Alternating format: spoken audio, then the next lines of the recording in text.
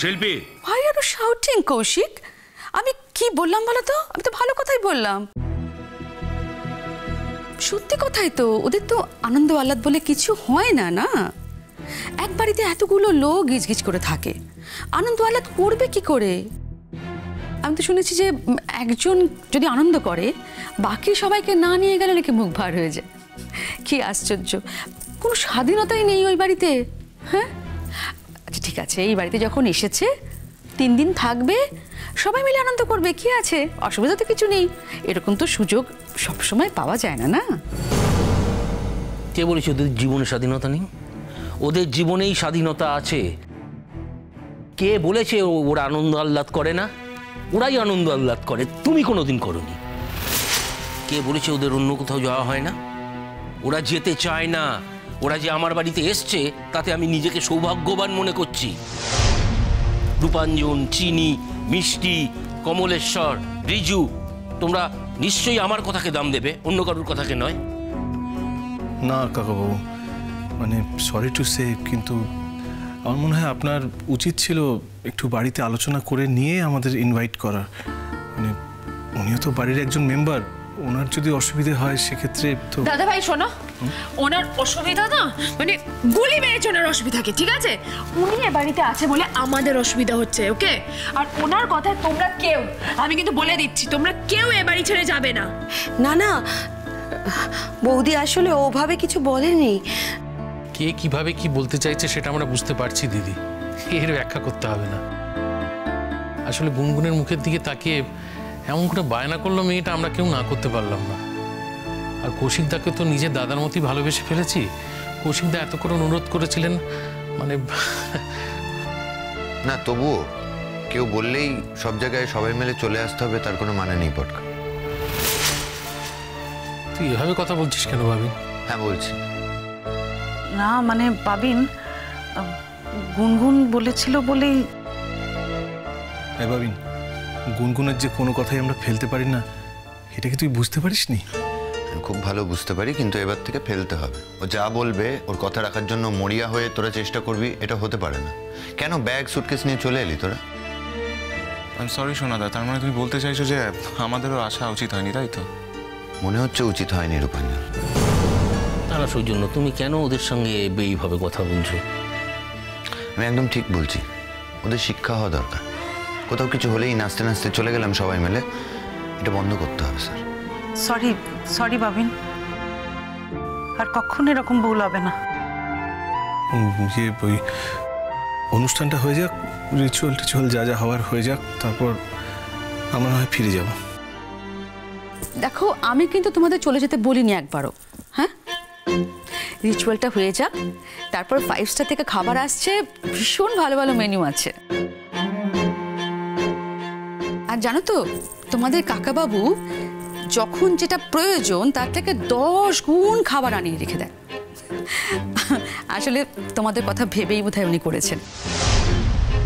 আমি যতদূর দেখেছি তোমরা তো যথেষ্ট ভালো পরিমাণে খাও আর কি। আমরা তো খুব কম খাই, আসলে আমাদের তো খুব একটা প্রয়োজন হয় না। তাই তোমাদের কথা ভেবে তোমাদের কাকাবাবু সমস্ত অ্যারেঞ্জমেন্ট করে রেখেছে, তাই কোনো চিন্তা করো না, থেকে যাও। তুমি দয়া করে থামবে? হাত জোর করছি তোমার কাছে, দয়া করে থামো একটু। আমাদের জন্য এতটা ভাববেন না। আমরা দরিদ্র হতে পারি কিন্তু লোভী নই। গুনগুন বারবার করে আবদার করছিল তাই এসেছি। কি রিচুয়ালস আছে দয়া করে তাড়াতাড়ি করুন, আমরা ওটা হয়ে গেলে চলে যাব। না কমলেশ্বর, প্লিজ তোমরা চলে যেও না। এভাবে সবার সামনে আমার মুখটা ছোট করে দিয়ে তোমরা চলে যাবে বলবেন না কৌশিকদা। আপনার সঙ্গে আমাদের যা সম্পর্ক এই ঘটনার জন্য এদিক ওদিক হবে না। আমাদেরই ভুল আন্টি, আমাদেরই ভুল। আমাদের এইসব সুটকেস গুছিয়ে আনার আগে একবার ভাবা উচিত ছিল। আমাদের ভুল। এটা নিয়ে ভাবার কোনো দরকার ছিল না। তোমরা যদি এটা নিয়ে ভাবতে তাহলে তোমরা থাকতে না। না না কাকাবাবু, সত্যি তো, এটা তো ঠিকই, আমরা বড্ড হ্যাংলা, যে যেখানে ডাকে তখনই চলে যাই। এই শোনো, তোমরা এভাবে বলো না প্লিজ। আমার দাদাটা খুব কষ্ট পাবে ভেতরে ভেতরে। কত বড় মুখ করে তোমাদের ডেকেছে, তাই না? না পিসিমণি, আঙ্কেল বড় মুখ করে বলেছেন ঠিকই, কিন্তু আমাদেরও তো একটা মুখ রাখার ব্যাপার আছে, তাই না? আর তাছাড়া আমরা নই, আমার তোমার আমরা তোমরা এগুলো সেরকমভাবে কোনোদিন দেখিনি, সেটাই হয়তো আমাদের ভুল। এটাই তোমাদের সবচেয়ে বড় জয়, সেটা কেন তোমরা বুঝতে পারছো না? একটা মহিলা যার কোনো সেন্স নেই, ও কি ডাক্তারি করবে? ওর তো নিজেরই ডাক্তার দেখানো উচিত।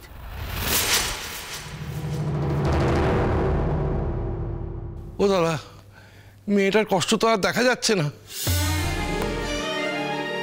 সেই ও তো তোমাদের বাড়ির মেয়ে, তোমাদের আপনজন, তাই তোমরা শুধু ওর কষ্টটাই দেখবে, সেটাই তো স্বাভাবিক। তুই এইভাবে আমাকে বলিস না। তুই এইভাবে আমাকে বলতে পারলি? আমি তোর কষ্টটা বুঝছি না। গজেন্দ্র প্লিজ, আমি কারো কোনো অনুগ্রহ চাই না। আমায় কেন ডাকা হয়েছে সেটা বলো। শুনলাম পুটু চেয়েছিল যে দেবলীনার সঙ্গে তোর বিয়ে হোক, কিন্তু তুই সম্মতি দিসনি। তুমি কি আমাকে সেই একই কথা আবার বলার জন্য ডেকে এনেছো? মানে এবার বাড়ির বড়দের দিয়ে বলাবে? তোমার কি মনে হয় যে কথা তুমি বলাতে আমি শুননি, সে একই কথা বাড়ির বড়রা বললে আমি শুনবো? মানে আমার নিজের কোনো সিদ্ধান্ত বলে কিছু নেই। তুমি তুমি আমাকে ভুল বুঝছো সুকল্যাণদা। দেখ দেখ, মেয়েটা না ওপরে ওপরে খুব শক্ত শক্ত ভাব দেখায়, ভেতরে কেঁদে চলে। আজকেও তুই ওকে কাঁদাবি? সেই সারা জীবন তো আমি তোমাদের বোনকে কষ্ট দিয়েছি, তাই না ভজনদা? সুকল্যাণ, কি জানো তো, তুমি কাঁদাওনি, ঠাকুরজির নিয়তি ওকে কাঁদিয়েছে। এখন দেখো, সারাটা জীবন এই কান্না সম্বল করে বাঁচুক, এটা তো আমরা কেউ চাই না। কিন্তু এ ব্যাপারে আমার কিছু করার আছে কি মেজে বৌদি? ও মা, তোমার করার নেই? তুমি করবে না তো কে করবে সুকল্যাণ? ঠিক বুঝলাম না। যদি বলো যে আমি একেবারে দেশ ছেড়ে চলে গেলে ও ভালো থাকবে, মানে তোমাদের সাথে কোনো যোগাযোগ না রাখলেও খুব খুশি থাকবে, তো আমি তো সে প্ল্যান আগেই করে রেখেছি। আমার তো এই সপ্তাহে চলে যাবার কথা। আশাটা তোমার ইচ্ছায় ছিল, কিন্তু ফেরাটা তোমার ইচ্ছের উপর নির্ভর করে না সুকল্যাণদা, এটা তোমার মনে রাখতে হবে। তাই নাকি? সেই জোরটা তোমার আছে বলছো? না, জোর নেই ঠিকই, কিন্তু যাতে সেই জোরটা তৈরি হয়, এবার আমরা সেই চেষ্টা করব। ঠিক বুঝলাম না। না বোঝার তো কিছু নেই সুকল্যাণ, যা এতদিন হয়নি এবার তো হবে। যদি সত্যি তোর পক্ষে অন্য কাউকে বিয়ে করা সম্ভব না হয়, আর আমরা এতদিন ধরে যা জেনেছি সেটা যদি ভুল হয়ে থাকে, তাহলে তো সংশোধন করার দায়িত্ব আমাদের। সেক্ষেত্রে কি আমার বোনটা তোকে বিয়ে করতে চাইলে তুই বিয়ে করবি না? তোমার বোন তো আমায় বিয়ে করতে চায় না ভজনদা, তোমার বোন অন্য একটি মেয়ের সঙ্গে আমার বিয়ে দিতে চায়। আশ্চর্য, আমার যা ন্যায্য মনে হয়েছিল আমি তো তাই বলেছি। হ্যাঁ ঠিক আছে, সে কথা তো হয়ে গেছে, আবার একই কথা কেন বারবার বলছো? আমি জানি তুমি কি বলেছো। সে কথা বলার জন্য আজ আমি তোমাকে ডাকিনি। আমি আমার দাদাদের আশীর্বাদ চাই, আমি আমার বৌদিদের আশীর্বাদ চাই। কিসের আশীর্বাদ? ওমা, নতুন জীবনে যাওয়ার আগে বাড়ির বড়দের আশীর্বাদ চাই না?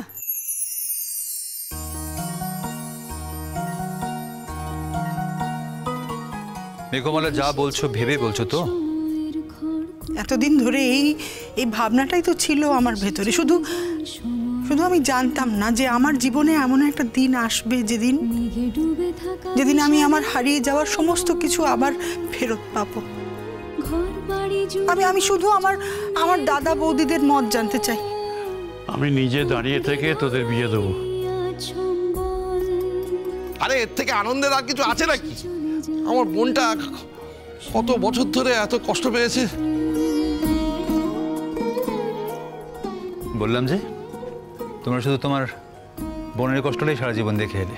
না সুকল্যাণ, আমি এখন বুঝতে পারছি যে তুই আমার বোনের থেকে অনেক বেশি কষ্ট পেয়েছিস। সব কষ্টের নিরাময় আমরা করতে চাই। তুই শুধু তোর মতটা দে। কিসের মত? এখন কি আমাকে ওর কাছে গিয়ে দাঁড়াতে হবে ভিক্ষের পাত্র নিয়ে যে আমাকে বিয়ে করো এই বলে?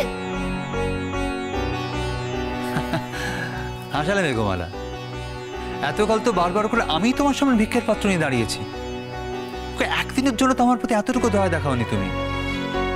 আজ সেই তুমি কিনা আমার সামনে ভিক্ষার পাত্র নিয়ে দাঁড়াবার কথা বলছো? সুকল্যাণ, আর রাগারাগি নয়, আর রাগারাগি করো না। মনের মধ্যে কি আনন্দ হচ্ছে, কি শান্তি হচ্ছে, সেটা তোমাকে আমরা বোঝাতে পারছি না।